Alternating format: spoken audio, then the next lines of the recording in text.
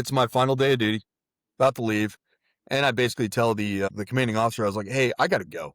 I got a closing on 2 properties here in about an hour. I need to leave. He looks at me, and I literally told him, I said, my life is going on beyond the Coast Guard. You can stay here as long as you want. I got shit to Right. do. I'm leaving. See ya. My chief's looking at me like, dude, what the hell? And Yeah. way to leave out on your last day. But after that, you know, I think that's a they great way to check out. oh, I know. 2 closings? Are you kidding me? With Um, forward motion. Was this drug fueled forward motion? no, it was the drug Okay. prop actually didn't All happen right. until it was actually. I operate best when my back's up against the wall, which is not a healthy thing to do, by the way, by any stretch of the imagination. That was definitely spurred by, like, I have a family. I have to support a family. And we're in West Michigan in 2010. I have a degree in business marketing. I'm a disabled vet. And one of the first questions they'd ask, okay, well, how do we know that you don't have PTSD and you're not going to shoot up the office? That's Holy exactly shit. like just an assumption right out the bat. And I'm sure I could have won lawsuits, whatever.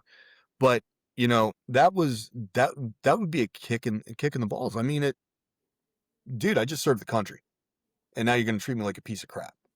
Yeah. So anyway, um, I would go and they would give me all these pills to be taking for what they called bipolar, which wasn't helping because that's not exactly what I had. And all of a sudden, I was starting to get really sick. They were starting to tell me my liver was dying. I needed to stop drinking. And I got to the point where I couldn't even keep down water. So it's like, I'm not drinking. I can't drink alcohol. I've been dry for a while, everything else, just because I couldn't keep it down. And the doctor literally told me, you got 3 weeks. You're lucky if you're Wow. going to make it past 3 weeks because your liver's about to go. And we'll see So you he back said in 3 weeks and basically your reevaluate. liver has 3 weeks. Yeah. Wow. So I went home so damn depressed, and I couldn't even tell my wife. Like, Yeah. I'm like shattered. I don't know what to say. My life insurance policy was with the military. I couldn't afford one because I was actually losing a company at the time. Because, by the way, the stuff they had me on was called Risperdal. Um, it's a drug that I cannot give platelets to this day because of that. It's a forever drug. I Wow. will get what they call Risperdal brain, where once in a great while, my brain will fog out for a day. I cannot function. It is a forever drug. And they had me on this stuff, and I would not be able to function within my company because of this stuff. I was in a fog most of the Yeah. time. Yeah, because you could not You comply. couldn't Right. at all. Now that, it happens every 8 months now, maybe 9 months, even that one day that I'm off, like I tell my staff, I'm staying home. Don't ask me to make a decision today. Right. Right. This is not a Right. day for me to make a decision. It's called Um, Mental Health Day. exactly, which is more important than I realized, especially nowadays. Yeah. But I go back home depressed. I take that pill and I throw it up. And I'm like, you know what? F it. I'm going to die anyway. I'm just going to get drunk. So I went to the store. I never took another one of those pills. I went to the store. I just bought a case of beer and drank the whole thing that day. Did the same thing. And it's funny when you're an alcoholic, it's funny how you're broke, but you can always find money for the alcohol. Yep. But I would literally get trashed every day. And I went back to the VA. They ran a blood test. I said, oh, we're glad to see you're still with us, blah, blah, blah. Like, whatever. And blood results came back and they go, you must have stopped drinking because your liver's improved. So it I'm was the like, medication that was pounding your liver. I told him, I said, I quit your medication. I started getting drunk every day. And they started freaking out. They threatened to, commit me to an insane asylum or something like that. And I'm like, Yeah. that's not really what's happening. But Right. that actually led to a pill problem. I'm not exactly sure how it got to that point. But, when you quit something like that, cold turkey, your brain just, if you weren't bipolar before, you're bipolar now, at Yeah. least for a little bit. So I started crushing like Vicodin and Percocet and all at the same time. Started doing that, got really, really bad about it. I was drunk by 9 o'clock in the morning, stuff like that. And then the wake up call came when I'm working on a buddy's house 4 doors down from me. And I crushed a bunch of pills. I'm drinking like crazy, working on the house. Take a hit of his bowl. I grab a beer, jump in the truck, even though it's 4 doors down from my house. Pop the beer. I sit, and I hear, "Daddy, why are you opening up a beer in your truck?" I forgot my daughter was with me. Oh Like no. totally forgot. Oh my That beer gosh. went out the window. I didn't touch a thing for 4 months. The only thing I picked back up was beer, or it was alcohol. Yeah. Um, and it was such a life altering situation. And what's funny with that is right after that happened, my business picked back up because I was doing side jobs because my business wasn't doing good because I was crushing pills and everything else. But yeah, but there's a lot of fun stuff that happened during that time too. We mentioned before about some of the houses I purchased, which I know we want to cover. Yeah, Um, definitely. so we can jump into that real quick. And actually, those happened right after the quitting everything happened. It was funny how like God stacked this stuff up. Okay.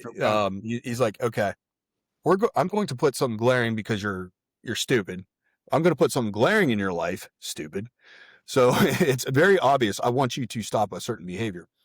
And then I'm going to show you what your reward is for getting better. And I stop all this stuff. The next thing I know, and I'm doing wholesales at the time, by the way.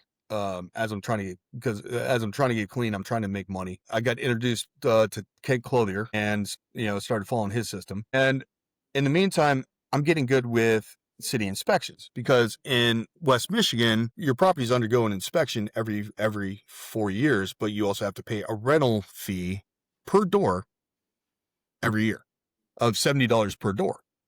Okay. Um, So is this for Section 8 or just no, this was any? for any rental you owned. Got This it. was, Okay. yeah. You had to work for about 6 to 7 months between the taxes and the fees with the city before you got to see any profit, and that's if you didn't have a mortgage. Yeah. So, I got really good with the girl in there, the girl at the front desk. In city inspections, the girl at the front desk is your friend. Yes. I would get phone calls. Hey, I hear you buy houses. I'm getting rid of my house. I had this dude owned a trucking company, very like multimillionaire. Like this dude would walk around with $1,000 in his wallet any given time in cash. Yeah. And I met him once and at a bar while we were talking about his 3 unit. Um, and I just watched him throw down. And back then, and we're talking, early 2000s, Hmm. um, or not early 2000s, early 2000 teens. Um, I'd watch him throw down just $100 worth of alcohol and it like nothing and just cash every single time. It's like, geez, man. Right. Yeah. Um, but he had called me up. He goes, "Hey, I heard you buy houses." I said, "Yeah, and I just bought one, or I just bought a package, which we'll get into, which was a fun deal too." But I said, "Yeah." He goes, "I got a 3 unit. You want it?" I said, "Sure." I said, "How much?" He goes, "No, just take it." I'm like, "Okay." He goes, "Do you want to see it?" I'm thinking, "You just told me I can take it. I don't give a shit Right. what it looks like." Um, but I went out and looked at it. His brother lived in one, his daughter lived in another, and then he had a veteran that lived in the back one. Sure. We went to the closing table that day. I handed him $1 to make it official. We got it notarized and everything else. And you bought his headache. You know what? His brother and daughter moved out the next week. Okay. I rehabbed because I used to do all the rehab stuff myself. I rehabbed it and got it reoccupied for above market rents, which back then, for a 1 bedroom, you're still talking about $450 a month. But that thing, I should never have sold that damn thing. When I did sell it, I ended up selling it for 55,000. Um, Huh. Okay. but at the same time, I had just wholesaled a house in Detroit because I couldn't get anything in West Michigan to sell for more than $5. Um, and they're like, well, okay, well, you'll I'll take the $10,000 offer, but what about the car in the garage? And I go, the car in the garage, what is it? They said a 1955 Ford Fairlane. Oh. I said, I'll give you 11,000. You include the car. They said sold. I had to snail mail everything. Yeah. They snail mailed back the title and the keys. And I'm like, oh, this is Wow. a liability. I went on Craigslist that night and got the house sold for 14. Had to haul to Detroit to get my car, and I used that car as a down payment for a land contract on six properties, 2 duplexes, 4 single-family houses. Really? Yep. Okay. So those were fun times. So did you It sell happened the after car the and drugs. convert it to cash, or you just gave the seller the car? Just gave him the car. I love it. Yep. Uh, But very that's what cool. happened after the drugs. So, Yeah. Yeah. but yeah. Um, and then what else was fun at that period of time? I had a realtor call me up and said, "Hey, Rob, I got this kid in my office in West Michigan. You had to pay the realtors $1,500 minimum. Because otherwise the houses were so cheap that there's no reason. And the kid owed taxes on it. He had injured himself, was trying to get Social Security. And I'm like, sure, I'll check it out. And it's this roach-filled house with some squatters in it. We're walking around, and the kid's like, well, I just really just need the taxes. So if you just want to pay the taxes, and I'm still broke, I'm still trying to feed a family and still trying to recover from my drug addiction. I'm like, well, I'll tell you what, you can just quit claim it to me and I'll assume responsibility for the taxes. Okay, cool. He goes, by the way, my daughter or my wife or my girlfriend just had my baby 6 days ago. Can you bring a baby swing to the closing table? Sure. So I contacted a friend who she's like, yeah, I have a baby swing, $25. I'm like, sure, I'll buy it for $25. So bought this baby swing, gave it to the kid at closing. So I call it the baby swing house. Sold the house 4 months later, I want to say, for like $8,000. It Yeah. wasn't worth anything. Right. This was a house when you opened it up, because I still have the law enforcement in my brain. I'll open the door from the side, and you'd open it, and it was a cascade of cockroaches. Oh, You would yeah. you would act like clearing a house, Yeah. like the Marine you had lunch with. Yeah. Open the door, toss a grenade. I would do that with bug bombs. Oh my God. Oh, it was so bad, Nasty. and it was that bad. Like you could not step on that floor without crushing a roach. That's why you couldn't enter the property. And So you and I have a mutual friend, and I don't want to say her name, I think I but already know. she and I did a lot of business together. And I swear to you, windows down on my truck, we pull up in front of a house, and she said, "This house has fleas." I was like, "How do you know that?" She said, "I can smell them." So we're in the fucking driveway. You can't smell the fleas. And Rob, I swear to God, I opened that door, took one step in, and I'm stripping my socks and shoes off because the fleas were just, and she could smell cockroaches and she could smell fleas That's from the crazy. fucking driveway. Well, And that's why I have bug spray in my truck. Like I will go like when I go walk a unit, I will not walk a unit without spraying down with bug spray first. yeah, the roaches are gross, but the fleas are brutal. I mean, Oh, they're horrible. if they jump on you like that, it's like stripping off socks and shoes and go home and Uh, take a shower. It's like I've had my terrible. jeans completely black. Yeah. Yep. Whew. Never enter a property again without bug spray. So here's a story for you. We live in Charleston, you and I both, and I used to do really high end remodeling. So um, I had just gone to work with the new company, so the boss was kind of accompanying me on deals, Hmm. on meetings with people, because we're sitting in a $4, $5, $6 million historic home in Charleston, beautiful Oriental rugs, couple of Cocker Spaniels or whatever they are. And so we sit down at this gorgeous dining room table, and about 2 or 3 minutes into it, I'm scratching one leg with the other leg. And then I see my boss fidgeting. And so we wrapped up the meeting real quick, and we both went out in the driveway and again ripped our socks and shoes off. Look up at this, like, I mean, that house is probably at least $6 million today. Yeah. And those dogs had fleas, and they were in the carpet Hmm. under the dining room table. How in the world the homeowners could sit there and endure it? Look, I'm scratching my, I'm scratching, Yeah, I thinking know. about I know. I'm like checking my legs right uh, now under the desk. I'm the like, cascade of cockroaches or the army of fleas. That's what we yeah, deal with, right? it's Prince business. It's funny because I'll tell tenants, I'm like, I'm gonna have to charge you a pet fee for all these roaches. Yeah. Um, but no, it's crazy some of the conditions some of these people live in. Yeah. I can't fathom it. It's Yeah. like, I've been separated from my wife for 9 months now, 8 months, something like that. Yeah.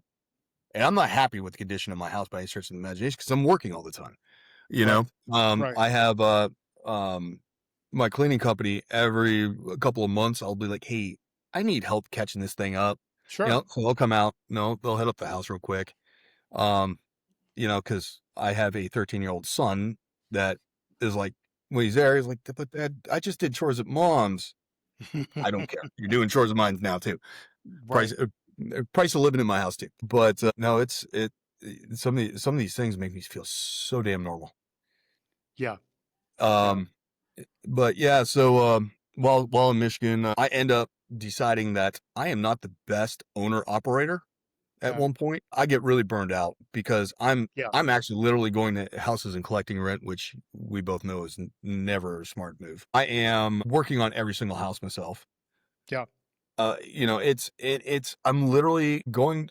I mean, I'd get up, take my kids to school, which is cool because the school's right down the street, so I could walk them Yes. to school when it was good weather. Then I go to the gym, work out for 2 hours. Yeah. So honestly, I didn't get to work till about 10. That explains the biceps. So yes. You know what? I can actually say this live now because the soon-to-be ex heard it. I call it Yeah. the divorced dad bod. She's not happy about that one. Went to a bar, refused to shine. I didn't buy no beer and said, I tell you what, my name is Russ, and I'm on the mic. So listen to my podcast show. Russ might say a thing or two that you don't want to hear. Tell you what he's thinking, just